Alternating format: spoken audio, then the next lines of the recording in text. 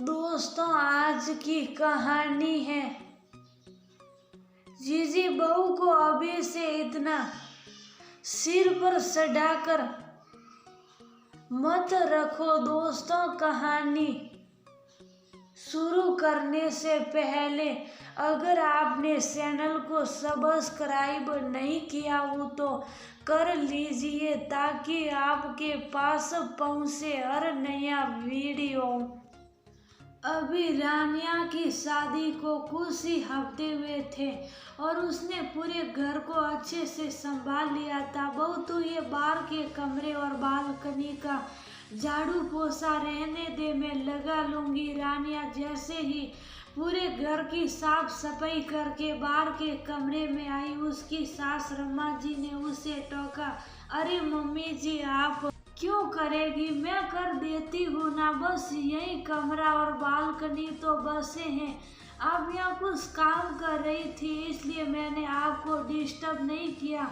रानिया बोली, तू अंदर जाकर कपड़े धो ले, तब तक मैं यहाँ बाहर का झाड़ू पोछा कर लेती हूँ। रमा जी ने रानिया के हाथ से झाड़ू लेते हुए कहा। कुछ मिनट लगेगा मम्मी जी, फिर कपड़े भी धो लूंगी। लाइए मैं लगा लेती हूँ। रानिया ने कहा। नहीं नहीं मेरी प्यारी बहू को लोगों की नजर लग जाएगी, तो अंदर काम देख ले। रमा जी ने बड़े प्यार से कहा। रानिया की शादी हुए अभी कुछ ही दिन हुए थे। ससुराल में सास ससुर ननद थे।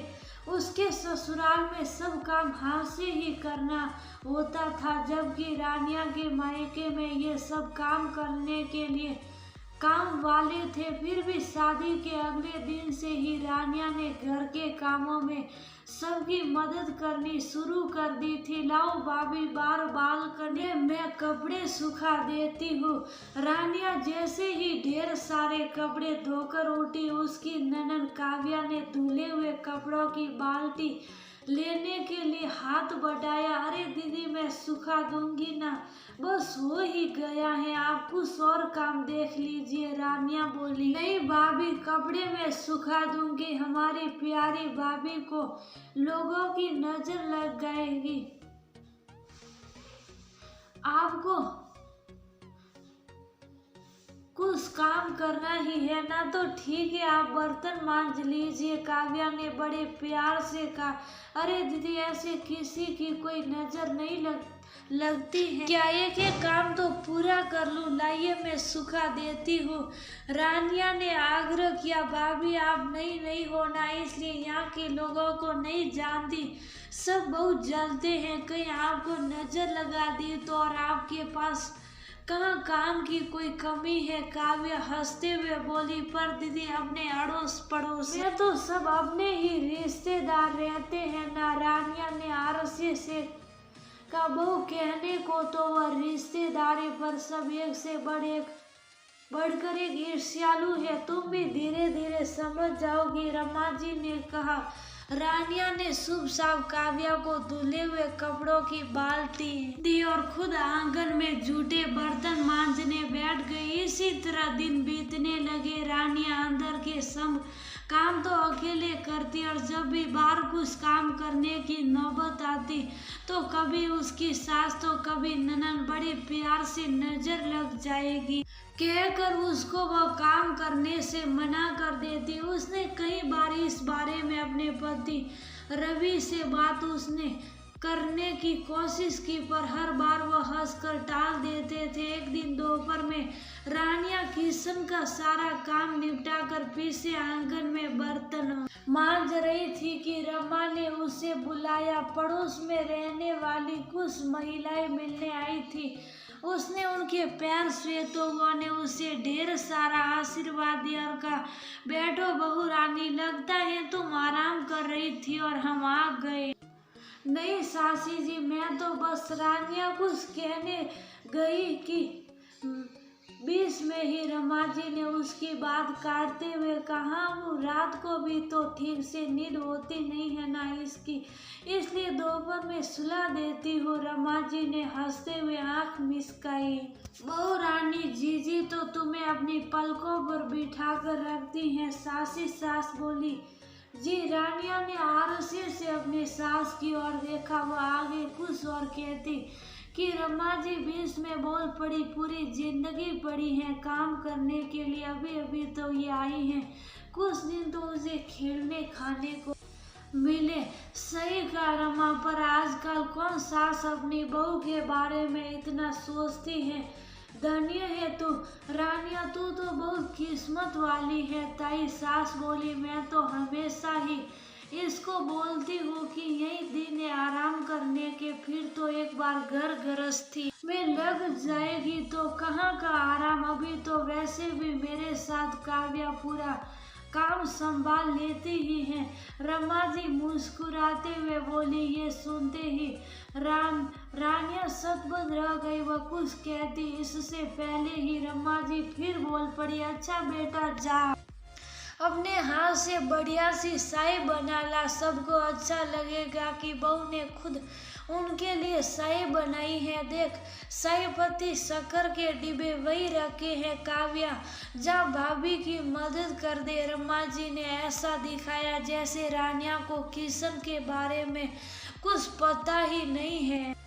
रानिया को आघात लगा, पर वह किसी से कहती भी तो क्या। वह चुपचाप किचन में चाय बनाने चली गई।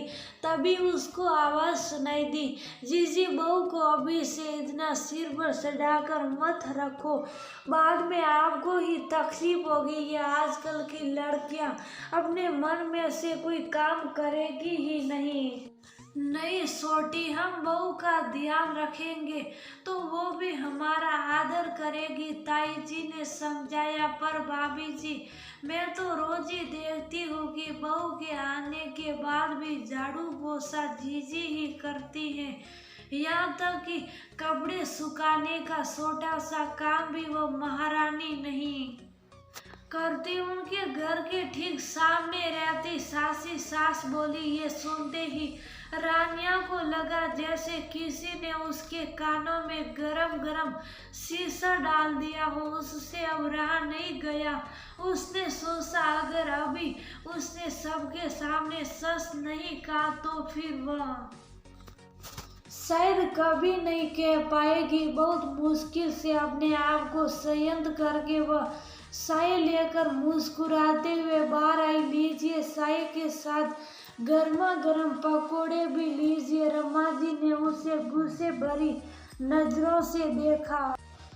वाह, तुम तो बहुत होशियार हो बहू, चाय के साथ पकोड़े भी ले आई। ताई सास ने मुस्कुराते हुए कहा, हाँ काव्या ने बनाए होंगे। रमा जी से रहा नहीं गया। उन्हें शुरू से ही ये डर था कि सपन घर से आई रानिया सबकी सहेती ना बन बैठे, और यही होने जा रहा था। नहीं मम्मी जी, मैंने ही बनाए हैं, हमेशा की तरह आपको मेरे हाथ के पकोड़े बहुत पसंद है ना। रानिया ने अपने शब्दों पर जोर देते हुए कहा। अरे वाह, तब तो फिर खाने ही पड़ेंगे, सासी सास ने कहा, और जल्दी ही सारे पकोड़े खत्म हो गए। सच में बहुत ही स्वादिष्ट बने थे बहू, तेरे हाथ में तो जादू है। ताई सास ने तारीफ करते हुए कहा, धन्यवाद ताई जी, जब भी आपका मन हो आ जाइएगा, मैं और बना दूंगी, पर आप मुझे नजर तो मत लगाइएगा। रानिया ने मुस्कुराते हुए कहा, अरे बेटा, अपनों की भी कहीं नजर लगती है भला। ताई जी ने यथासंभव सामान्य रहते हुए कहा, आप लोगों की लगती है ना ताई जी। क्यों मम्मी जी, मैं ठीक कह रही हूँ ना। रानिया ने अर्थपूर्ण नजरों से रमा जी की ओर देखा। रमा, तेरी बहू ये क्या बकवास कर रही है। ताई जी गुस्से से खड़ी हो गई। क्षमा कीजिए ताई जी, मेरा आशय आप लोगों को दुखी या अपमानित करने का नहीं था, पर जब से मैं शादी होकर आई हूँ तब से यही सुनती आई हूँ कि तू बाहर मत निकल, अंदर के ही काम कर, बाहर रिश्तेदारों की नज़र लग जाएगी। मैं पूरे घर का झाड़ू पोछा, कपड़े बर्तन, खाना बनाना सब काम अकेले ही करती हूँ, बस बाहर आप लोगों के सामने नहीं। अब आप ही बताइए कि मैंने कुछ गलत कहा क्या। सुनकर सभी महिलाएं सतबद रह गई और रमा जी ने सिर झुका दिया। रमा, मुझे बहुत दुख हुआ कि तुम हम लोगों के बारे में ऐसा सोचती हो। अपने रिश्तेदारों के प्रति बहू के मन में गलत भावना बढ़ोगी तो वह किसी से कैसे संबंध निभा पाएगी। दुखी स्वर में ताई जी ने कहा, देख रमा, मैंने हमेशा तुझे अपनी छोटी बहन माना है, इसलिए तुझे ये सब समझा भी रही हूँ।